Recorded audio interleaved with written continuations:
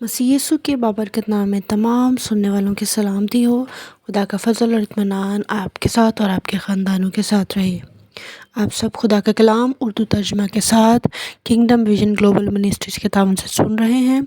मज़ीद मालूमात के लिए आप हमारी वेबसाइट kvglobal.org को विज़िट कर सकते हैं। हमारे लिए खुदावंद की आवाज़ इफ्सियों के नाम पालूस रसूल का ख़त चौथा बाब 25वीं से 29वीं आयत तक। इन आयत में आज हम सीखेंगे कि पालूस रसूल हमें सिखा रहे हैं खुदा के पाक रूह के वसीला से कि हमें हर रोज़ किस तौर से अपनी अक्ल की रूहानी हालत में नए बनना है। ठीक है, ये इंटरेस्टिंग है और एक्साइटिंग है। आइए हम सीखते हैं। 25वीं आयत में दर्ज है, बस झूठ बोलना छोड़कर हर शख्स अपने पड़ोसी से सच बोले, क्योंकि हम आपस में एक दूसरे के अज़ू हैं। खुदा का कलाम बहुत सादगी और सच्चाई के साथ हमें बता रहा है कि हमें सच बोलना है, अपने अफ़आल और माल में सच्चाई को अमल में लाना है।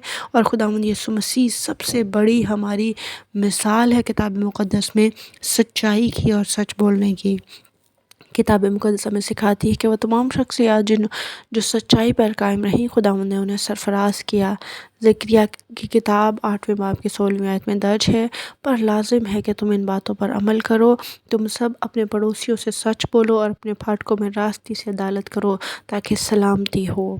ये चुनाव नहीं है अजीज़ों, बल्कि ये हुक्म है। हम सब पर लाजिम है, हम पर फ़र्ज़ है कि हम खुदा के कलाम पर अमल करते हुए अपने पड़ोसियों से सच बोलें, सच्चाई से काम लें। और खुदा का कलाम हमें सिखा रहा है कि सलामती सिर्फ़ सच्चाई के बायस मुमकिन है।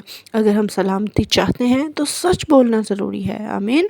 अगर हम सलामती अपने घरों में, अपने ख़ानदानों में, अपने कारोबार में चाहते हैं, अपनी ज़िंदगियों में चाहते हैं, तो सच बोलना बहुत ज़रूरी है। ये खुदा का कलाम आज हमें सिखा रहा है।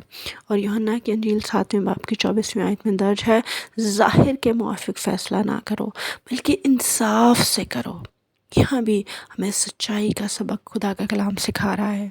हर मसीह में नए मखलूक होते हुए हम अपने फलों से पहचाने जाते हैं, और सच्चाई वो फल है जिससे हम मसीह की अक्कासी करते हैं। आमीन। और 26वीं आयत में दर्ज है, गुस्सा तो करो मगर गुनाह ना करो, सूरज के डूबने तक तुम्हारी खफगी ना रहे। गुस्सा वो जज्बात हैं जिसकी मौजूदगी में कुछ भी अच्छा नहीं होता है। इसलिए याकूब के पहले ख़त की 19वीं और 20वीं आयत में दर्ज है, और हर शख्स सुनने में तेज़, बोलने में धीरा और कहर में धीमा हो, क्योंकि इंसान का कहर खुदा की रास्तबाजी का काम नहीं करता। आमीन। गुस्सा जज़्बात की हद तक ठीक है, मगर अगर वो अमाल में, रद्द-ए-अमल में वो मुस्तकिल हो जाए तो वो नुकसान का बायस होता है। इफ्सियों के नाम पौलुस रसूल के ख़त में चौथे बाब की 15वीं आयत में दर्ज है, बल्कि मोहब्बत के साथ सच्चाई पर कायम रहकर उसके साथ जो सर है यानी मसीह के साथ पैवस्त होकर हर तरह से बढ़ते जाओ। हमें खुदावंद में बढ़ने के लिए, उसके साथ पैवस्त होने के लिए सच्चाई को अपनाना है, मोहब्बत के साथ सच्चाई को अपनाना है। याद रखें, हमारे सच में गुस्सा शामिल नहीं होना चाहिए, बल्कि हमारी सच्चाई मोहब्बत के साथ ज़ाहिर होनी चाहिए। हमें गुस्से को रास्तबाजी के साथ, एक गुस्से को बड़ी रास्तबाजी के साथ एक एहसास समझना चाहिए, और इसे नाराज़गी का आंसर नहीं बनाना चाहिए, इसे मुस्तकिल नहीं बनाना चाहिए।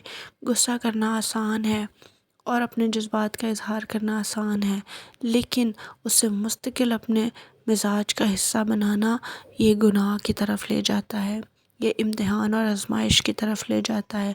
हमें जज्बाती होने की इजाज़त है, लेकिन गुस्सेल होने की और उसे मुस्तकिल अपने अंदर रखने की इजाज़त नहीं है। खुदा का कलाम हमें इसको काबू में रखने के लिए तालीम दे रहा है। अपना जायज़ा लें, अपने आप के बारे में सोचें कि हम किस तौर से गुस्सा करते हैं, किस तौर पे खुदगर्ज़ी हमारे अंदर है, और किस तौर से मैं हमारे अंदर हर वो गुस्सा बनकर हमारे अंदर से निकलती है। खुदा का कलाम इसे छोड़ने के लिए फरमा रहा है, और उसने कहा है कि सूरज के ग़ुरूब होने से पहले ही हम अपने आप को ठीक कर लें, काबू में कर लें, माफ़ कर दें, माफ़ करने के लिए तैयार हो जाएं, और गुस्सा तो करें मगर गुनाह नहीं करें। ہمیں سورج ڈوبنے تک اپنے غصے اور ناراضگی کو ختم کرنا ہے۔ خدا کا کلام بہت سادگی سے ہمیں سکھا رہا ہے، اور 27ویں آیت میں درج ہے، اور ابلیس کو موقع نہ دو۔ جب ہماری خداوند کی طرف سے بے فکری ہو جاتی ہے، ہم خداوند کے خوف سے دور ہو جاتے ہیں، خداوند کی حضوری سے دور ہو جاتے ہیں، اس کو بھول جاتے ہیں، تب ابلیس کو موقع ملتا ہے، تب ابلیس اپنے منصوبوں کے ساتھ ہماری زندگی میں داخل ہو جاتا ہے۔ خداوند کے نام کو جلال دیجیے، شیطان کو موقع نہ دیجیے، اور اپنی زندگی میں آنے اور کام کرنے کی اجازت نہ دیجیے۔ ہاللیلویہ۔ 28ویں آیت ہمیں سکھا رہی ہے، چوری کرنے والا پھر چوری نہ کرے بلکہ اچھا پیشہ اختیار کر کے ہاتھوں سے محنت کر کے کرے، تاکہ محتاج کو دینے کے لیے اس کے پاس کچھ ہو۔ ہاللیلویہ۔ 28ویں آیت ہمیں شریعت کی ان 10 احکام کے بارے میں یاد دلاتی ہے، جس میں سے ایک حکم ہے چوری نہ کرنا، بلکہ خدا کا کلام سکھا رہا ہے کہ اپنے ہاتھوں سے محنت کر کے کمائی کریں، اور یاد رکھیں کہ یہ آیت ہمیں یہ بھی سکھا رہی ہے کہ خدا ہمیں کیوں دیتا ہے، ہمیں برکتوں سے کیوں نوازتا ہے، رزق کیوں عنایت کرتا ہے، اس لیے کہ ہمارے پاس محتاج کو دینے کے لیے کچھ ہو۔ ہمیں دیتا ہے تاکہ ہم دوسروں کو دینے والے ہو سکیں، اور یہ بڑا بھید ہے جو خدا کا کلام ہمیں سکھا رہا ہے کہ مبارک وہ ہاتھ ہیں جو دیتے ہیں، جو دینے والے ہیں، لینے والے نہیں۔ ہمارے پاس اگر کچھ ہے تو وہ ہماری ذمہ داری ہے، ہم ذمہ داریاں سیکھ رہے ہیں چوتھے باب میں، کہ اگر ہمارے پاس کچھ دینے کے لیے ہے تو محتاج کو دیں۔ آمین۔ 29ویں آیت کی طرف بڑھتے ہیں، کوئی گندی بات تمہارے منہ سے نہ نکلے، بلکہ وہی جو ضرورت کے موافق ترقی کے لیے اچھی ہو، تاکہ اس سے سننے والوں پر فضل ہو۔